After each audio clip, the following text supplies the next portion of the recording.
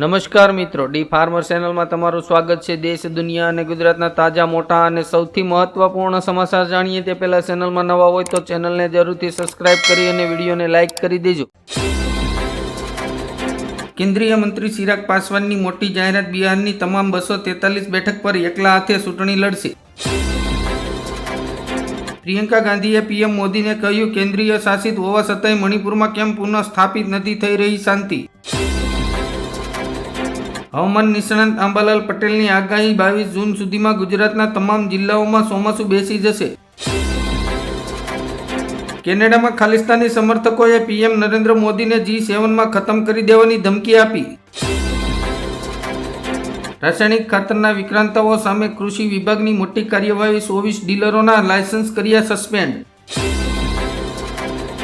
મણિપુરમાં હિંસક વિરોધ પ્રદર્શનો વચ્ચે 5 જિલ્લાઓમાં ઇન્ટરનેટ સેવા સ્થગિત, કલમ 144 લાગુ। કોરોના સંક્રમિતની સંખ્યા 6000ને પાર પહોંચી, 24 કલાકમાં 6 લોકોએ જીવ ગુમાવ્યા। 20% યુક્રેન હવે રશિયાના તાબા હેઠળ। પુતિનની આર્મીએ વધુ એક શહેર પર કબજો કર્યો। સરકારે કાગળ પર ઇમ્પોર્ટ ડ્યુટી ઘટાડતા નોટબુકના ભાવમાં 25%નો ઘટાડો। કેન્દ્ર સરકારનો મોટો નિર્ણય, ગામડાઓમાં હવે આધાર સાથે તમામ મિલકત જોડવામાં આવશે। એલોન મસ્ક બનશે અમેરિકાના કેજરીવાલ, ટ્રમ્પની ભ્રષ્ટ સરકાર સામે પોતાનો નવો પક્ષ બનાવશે। પ્રાણીઓ અને ગૌ હત્યા મુદ્દે શંકરાચાર્ય અવિમુક્તેશ્વરાનંદ સરકાર પર ભડક્યા, કહ્યું બધું સરકારની સહમતિથી જ થાય છે। ભાજપના નેતાએ ગોપાલ ઇટાલિયાની સરખામણી શ્વાન સાથે કરી, કહ્યું પૂંછડી હંમેશા વાકી જ રહે છે। હવેથી જૂનું જીએસટી રિટર્ન ફાઇલ કરી શકશો નહીં, જુલાઈથી જીએસટીમાં નવા નિયમો લાગુ થશે। ટ્રમ્પ સાથે વિવાદ બાદ રશિયાએ એલોન મસ્કને આપી બમ્પર ઓફર, કહ્યું જરૂર પડી તો શરણ આપીશું। કિરીટ પટેલનું ચોંકાવનારું નિવેદન, કહ્યું જયેશ રાદડિયાને મંત્રી બનતા જોવાશે। અમેરિકામાં ગેરકાયદેસર રહેતા લોકોને તાત્કાલિક દેશ છોડવા નોટિસ આપવામાં આવી।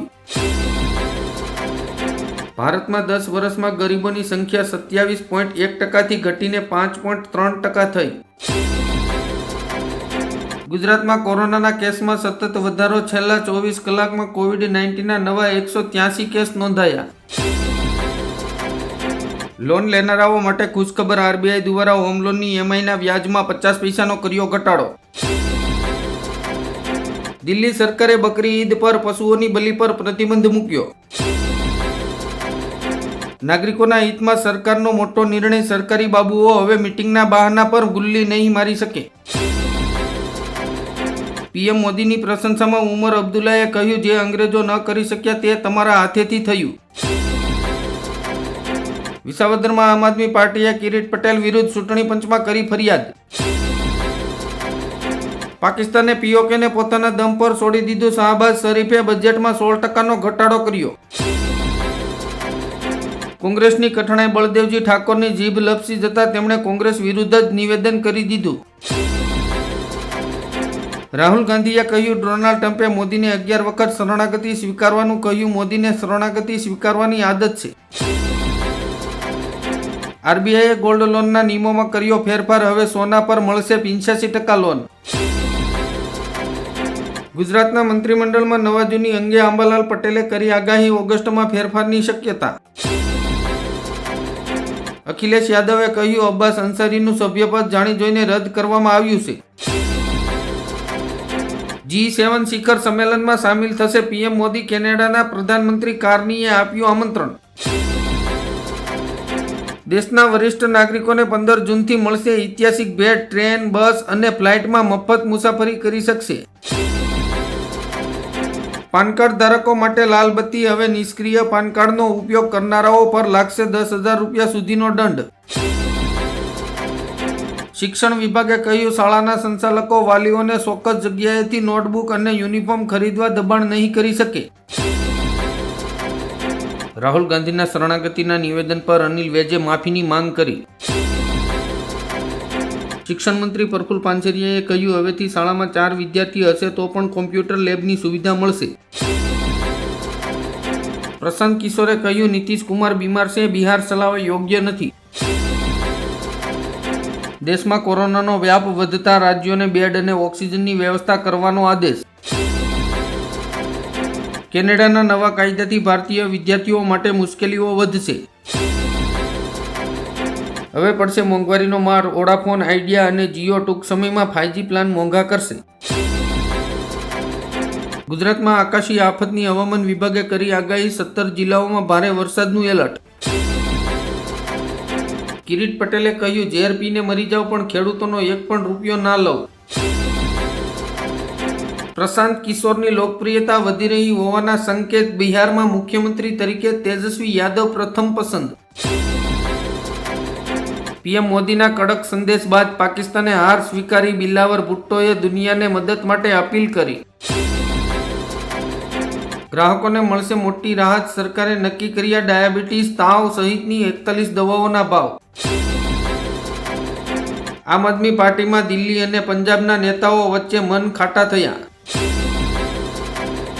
વિધાનસભા ચૂંટણી પહેલા મમતાનું મોટું પગલું. ઓબીસી યાદીમાં વધુ 76 જાતિઓને ઉમેરી દેવાની આપી મંજૂરી. પંજાબમાં ભગવંત માન સરકારે અનુસૂચિત જાતિના સમુદાયની 67 કરોડ 84 લાખ રૂપિયાની લોન માફ કરવાની આપી મંજૂરી. ઓપરેશન સિંદૂર પર પંજાબના મુખ્યમંત્રી ભગવંત માનની વિવાદિત ટિપ્પણી. કહ્યું, તમે મોદીના નામે સિંદૂર લગાવશો. અમેરિકાએ ખોલ્યું રહસ્ય. ચીને કોરોના બાદ હવે તૈયાર કર્યો નવો વાયરસ. ફ્યુઝેરિયમ ખેતીના પાકથી મનુષ્યમાં ફેલાશે. ટ્રમ્પના ટેરિફના કારણે અમેરિકાનો વિકાસ દર ઘટીને 1.6% થઈ જશે. જાપાનમાં વસ્તી ઘટાડાએ રેકોર્ડ તોડ્યો. જન્મદર પહેલીવાર 1.15 પર પહોંચ્યો. ગુજરાતમાં છેલ્લા 24 કલાકમાં 59 તાલુકાને મેઘરાજાએ ધમરોળ્યા. હજુ આગામી 7 દિવસ વરસાદની આગાહી. દેશભરમાં કોરોનાના કેસમાં જોવા મળ્યો ઉછાળો. કોવિડના એક્ટિવ કેસ 4302 પર પહોંચ્યા. એન્જિનિયરની બેઠકોમાં રાફડો ફાટ્યો. ગુજરાતમાં 30,000 બેઠકો ખાલી રહેશે. એસએસસીમાં ધોરણ 10 અને 12 પાસ માટે નોકરીનો મોકો. 2000 થી વધુ જગ્યાઓ પર બમ્પર ભરતી. લદ્દાખને કેન્દ્ર સરકારની મોટી ભેટ. નોકરીઓમાં 85% આરક્ષણ અને મહિલાઓ માટે 33% બેઠકો રિઝર્વ. રાજ ઠાકરેએ હિન્દી શિક્ષણને લઈને ફડણવીસ સરકારને ચેતવણી આપી. બિહાર ચૂંટણીમાં સ્વામી અવિમુક્તેશ્વરાનંદની એન્ટ્રી. 243 બેઠક પર ચૂંટણી લડશે. ભાજપે 25% ગામડાઓમાં ક્યારેય ચૂંટણી જીતી નથી. તેમના પર ધ્યાન કેન્દ્રિત કરવા કહ્યું પીએમ મોદીએ. કેશવ પ્રસાદ મૌર્યનું જોરદાર નિવેદન. જો મોદી વડાપ્રધાન ન બન્યા હોત તો આજે રામ મંદિર ન બન્યું હોત. ગુજરાતમાં 10,000 કરોડનું કૌભાંડ. સીબીઆઈ દ્વારા તપાસ કરાવશે અમિત ચાવડા.